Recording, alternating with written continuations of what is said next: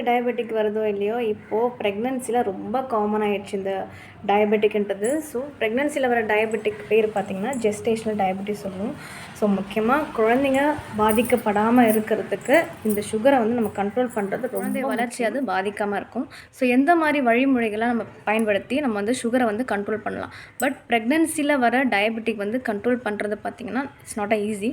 கண்டிப்பாக கஷ்டமாக இருக்கும்.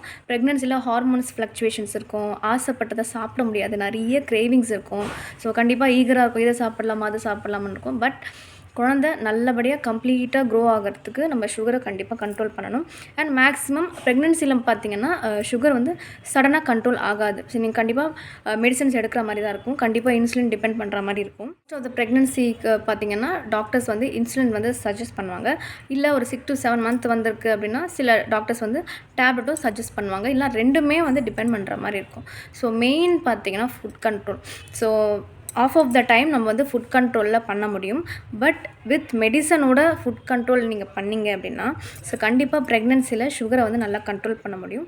பேபியோட க்ரோத்துமே நல்லாயிருக்கும். ஸோ நம்ம பார்க்காம விட்டுட்டோம் அப்படின்னா ஸோ குழந்தைங்க ஓவர் க்ரோத் ஆகிறதுக்கு வாய்ப்பு இருக்குது, ஓவர் வெயிட் ஆகிறதுக்கு வாய்ப்பு இருக்குது, சிசேரியன் பண்ணலாம். அண்ட் வந்து தண்ணி வந்து அதிகமாக சுரக்கிற மாதிரி இருக்கும் ப்ரெக்னன்சியில். ஸோ முடிஞ்ச அளவுக்கு கண்ட்ரோல் பண்ணுறது ஸோ எனக்கும் டயபெட்டிக் இருக்குது. அதாவது கன்சீவ் ஆன ஃபஸ்ட்டு ஃபியூ மந்த்தில் எனக்கு வந்து சுகர் ஸ்டார்ட் ஆகிடுச்சு. ஸோ நான் ஸ்டார்டிங்லேருந்து என்ன பண்ணிகிட்ருக்கேன், அதாவது ஸ்டார்டிங்கில் நான் ஒரு 6 to 7 month நான் வந்து மெடிசன் தான் எடுத்தேன், டேப்லெட். பட் அந்த அளவுக்கு அது கண்ட்ரோல் ஆகாது பேபி க்ரோ ஆக. ஸோ இன்சுலின் வந்து best. So main food control. So முடிஞ்ச அளவுக்கு ப்ரோட்டீன்ஸு, ஃபைபர்ஸ், ஸோ நம்ம இதை எடுக்க ஆரம்பித்தாலே வந்து சுகர் வந்து கண்ட்ரோல் ஆக ஆரம்பிச்சிடும். முடிஞ்ச அளவுக்கு வந்து மாவு சத்துக்களை குறைக்கணும். அண்ட் ஸ்வீட்ஸ் கிரேவிங் வந்தாலும் நம்ம வந்து குழந்தை க்ரோ ஆகிற வரைக்கும் அட்லீஸ்ட் நம்ம அதை முடிஞ்ச அளவுக்கு நம்ம கண்ட்ரோல் பண்ணுறது ரொம்ப நல்லது. ஸோ ப்ரெக்னன்சியில் எந்தெந்த வேல்யூ இருந்தால் நல்லது, குழந்தைய அஃபெக்ட் பண்ணாத நம்ம பார்க்கலாம். முடிஞ்ச அளவுக்கு நம்ம வந்து சாப்பிட்டதுக்கப்புறம் 1 hour கழித்து நம்ம செக் பண்ணுற மாதிரி இருக்கும். ஸோ சுகர் வந்து அட்லீஸ்ட் ஒரு 140 இருக்கிறது ஐடியல். ஸோ 2 hourல 120 இருக்கிறது ஐடியல். ஃபாஸ்டிங் கண்ட்ரோல் ரொம்ப முக்கியம். ஃபாஸ்டிங் வந்து 90 தான் இருக்கணும். ஸோ ப்ரெக்னன்சியில் இல்லை ஃபுட்டு பார்த்திங்கன்னா பயங்கரமாக ட்ரிகர் பண்ணிவிடும். அதுவும் ப்ரெக்னன்சியில் நீங்கள் கார்போஹைட்ரேட் எடுக்க ஆரம்பிச்சிட்டிங்க, மாவுச்சத்துக்கள் எடுக்க ஆரம்பிக்கிறீங்க அப்படின்னா பயங்கரமாக 200 கூட அதுக்கு மேலேயும் போக வாய்ப்பு இருக்குது. ஸோ முடிஞ்ச அளவுக்கு 2 hours அல்ல 1 hourல கண்ட்ரோல் கொண்டு வரதுக்கு நீங்கள் பார்க்கணும். 120 2 hours வர்றது ரொம்ப நல்லது. ஸோ 1 hourல 140 இருக்கிறது ரொம்ப நல்லது.